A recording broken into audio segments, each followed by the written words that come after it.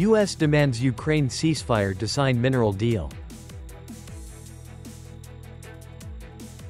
EU approves €800 billion rearm Europe defense program.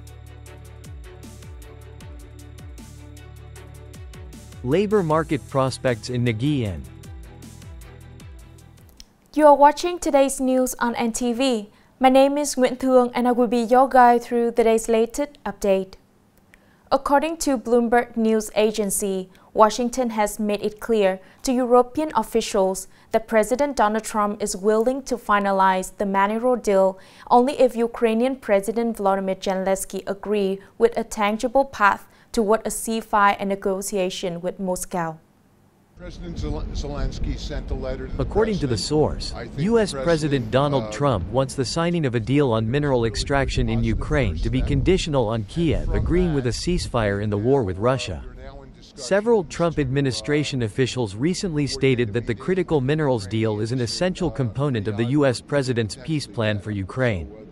There is no indication that Russian leader Vladimir Putin is prepared to agree to a ceasefire.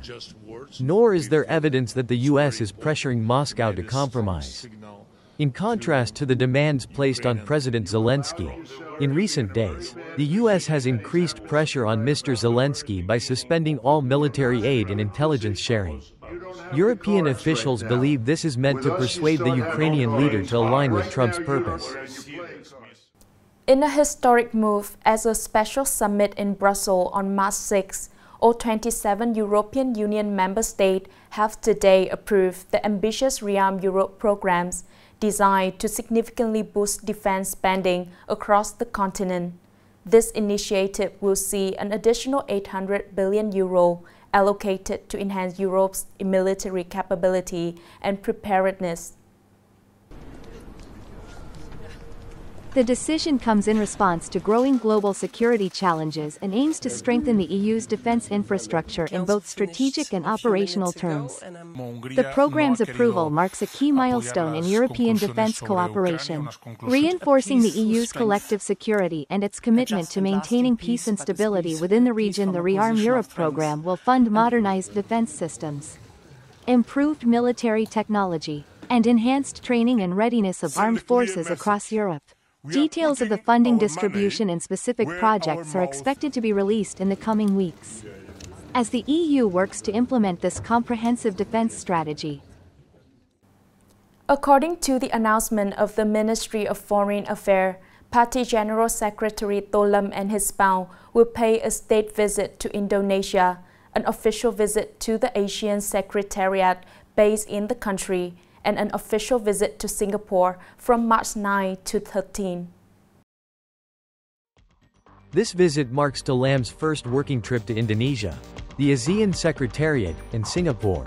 The year 2025 marks the 70th anniversary of Vietnam-Indonesia diplomatic relations and the 30th anniversary of Vietnam's accession to ASEAN. Over the past 70 years since the establishment of diplomatic relations in 1955 and the elevation to a strategic partnership in 2013, the bilateral relations have constantly developed and reached new heights. Indonesia is Vietnam's second-largest trading partner in ASEAN, with bilateral trade reaching $16.7 billion in 2024.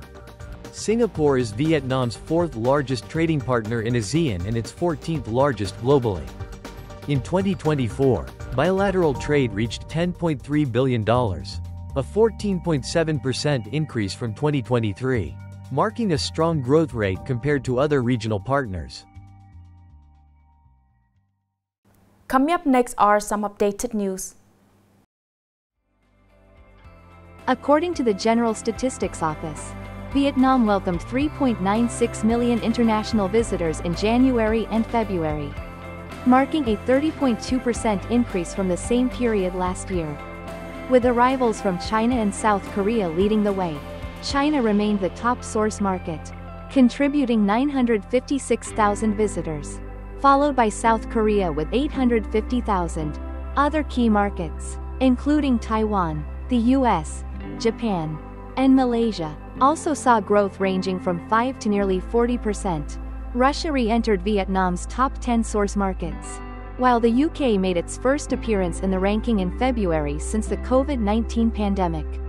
Vietnam has set a target of 22 to 23 million international arrivals for 2025.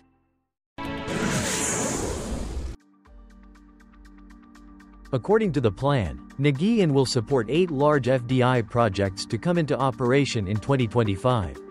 These projects are mainly concentrated in VSIP, Hoa, and Hoang Mai industrial parks, with a total investment capital of billions of USD. In addition, the province is also supporting large FDI projects that have come into operation by the end of 2024, while promoting the production of key industrial products such as leather shoes, auto parts and optical lenses. 3 new hydropower plants are expected to come into operation with a total capacity of 78.8 MW. Accordingly, the working group established by the Provincial People's Committee will direct the industrial sector to remove difficulties, ensuring the Industrial Production Index, IIP, grows from 14.5% compared to 2024.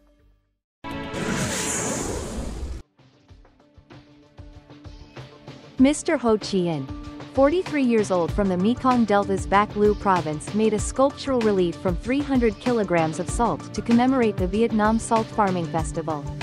The sculptural relief is 25 meters long and 5 meters wide. Features boats at sea with the sun shining above. Mr. Ho Chi-in, 43, explained that the artwork symbolizes hope for a positive future. The relief was completed in a single day by a team of 8 people. The 2025 Vietnam Bac Lu Salt Farming Festival take place from March 6 to 8, welcoming over 800 guests.